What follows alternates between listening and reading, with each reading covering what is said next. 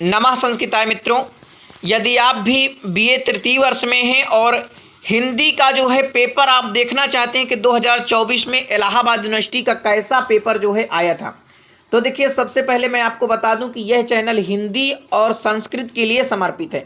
आपका अगर हिंदी और संस्कृत विषय है तो ये आपको देखिए, ये जो पूरी मैं पीडीएफ बनाया हूँ इतनी मेहनत से, तो ये पीडीएफ मैं अपने देखने के लिए नहीं बनाया, आप लोगों के लिए कि भाई आप अच्छे से अपनी तैयारी कर पाएँ। तो इस पीडीएफ में देखिए मैंने पूरे, ये आप देख सकते हैं 23 पेज हैं, अपने दाएं तरफ देखिए ये 16वें नंबर पेज पर हम हैं, यानी आपके कुल 23 पेज हैं।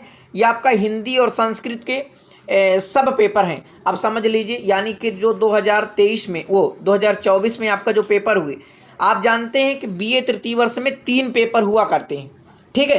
3 पेपर आपके संस्कृत के हुए होंगे और 3 पेपर आपके जो है हिंदी के होते हैं, ठीक है, यानी कुल 6 पेपर होते हैं। तो हिंदी के तीनों पेपर का हम आप यहाँ पर चर्चा करेंगे और कौन कौन से महत्वपूर्ण प्रश्न हैं उन पर भी चर्चा करेंगे। इसके बाद हम एक अलग से वीडियो बनाएंगे, हल प्रश्न पत्र करेंगे, यानी कि संपूर्ण जो है उसका हल प्रश्न पत्र करेंगे आपके कहने पर, ठीक है। देखिए पहला आपका जो पेपर है इसमें, यानी जो फर्स्ट पेपर है इसमें है आपका काव्य भाषा और हिंदी भाषा। इसमें देखिए 75 नंबर का होता है। सभी प्रश्नों के उत्तर दीजिए। निम्नलिखित में से एक विषय पर आपको पहला प्रश्न जो है 15 नंबर का आता है निबंध लिखने के लिए, ठीक है। तो यहाँ पर देखिए निबंध कौन कौन से आए थे, जैसे भक्ति आंदोलन व कबीरदास में आपको, या भारतीय राष्ट्रवाद में, या 21वीं सदी की सांस्कृतिक चुनौतियाँ, ये आपके जो है निबंध आए थे। पर्यावरण प्रदूषण, ये देखिए इम्पॉर्टेंट है। मैं आपको बता दूं कि अभी से आप प्रदूषण के बारे में बहुत पहले से आप जानते हैं कि पर्यावरण हमारे लिए कितना आवश्यक है और इसे क्या नुकसान है, इसके क्या निवारण कर सकते हैं, किस प्रकार से। भाई अब जितना भी कूड़ा करकट है आप सब डाल देते हैं गंगा जी में, तो ये किस प्रकार से आपको निवारण करना है आपको बहुत अच्छे से पता है। इसके बाद भारत में लोकतंत्र का भविष्य और गांधी का राम राज्य, मेरा प्रिय कवि।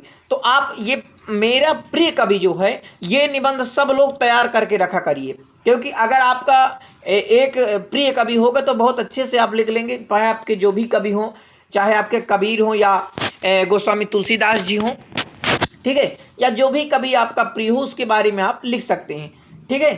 तो ये था। अब इसके बाद दूसरा प्रश्न आपसे पूछा गया था, बिंब को परिभाषित करते हुए काव्य भाषा में उसके महत्व को स्पष्ट कीजिए। यहाँ से ये दूसरा प्रश्न आपसे जो पूछा जाता है वो बिंब से पूछा जाता है। आप अपना सिलेबस देखिए, इसके बाद अच्छे से जो है आपको और समझ में आएगा। देखिए आधुनिक साहित्य चिंतन में काव्य भाषा, ये जो आपका काव्य भाषा है, तो काव्य भाषा का स्वरूप जो है स्पष्ट कीजिए, ठीक है।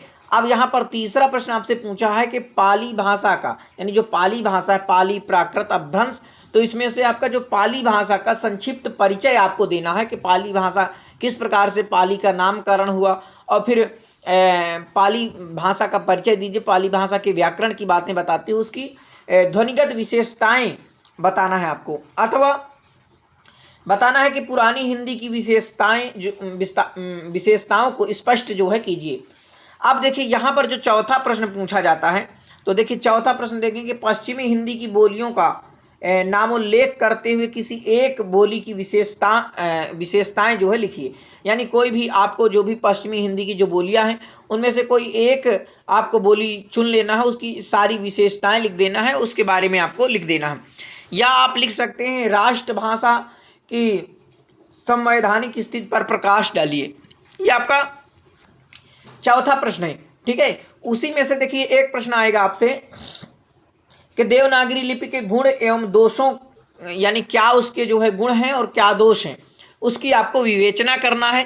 पांचवा प्रश्न आपका निम्नलिखित में से किन्हीं 5 पर आपको क्या करना है, टिप्पणियां लिखना होता है।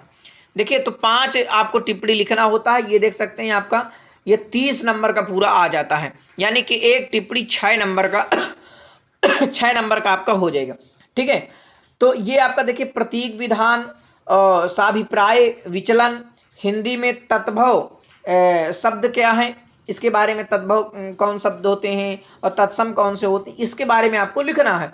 अपभ्रंश क्या है, ठीक है, अपभ्रंश क्या है, सौरसेनी प्राकृत किसे कहा जाता है, मानक हिंदी क्या चीज है, ठीक है, और उपसर्ग किसे कहते हैं, राजभाषा किसे कहते हैं। तो इसके बारे में आपको 6 नंबर का है। तो अच्छे से आपको लिख देना है। ठीक है, ये आपका रहा हिंदी का फर्स्ट पेपर। ठीक है, अब ये आपका जो है ये हिंदी का सेकंड पेपर है। मैं चाहता हूं कि देखिए एक एक पेपर आप देख लें। ये आप सेकंड पेपर में अगले वीडियो में आपको दिखाऊंगा।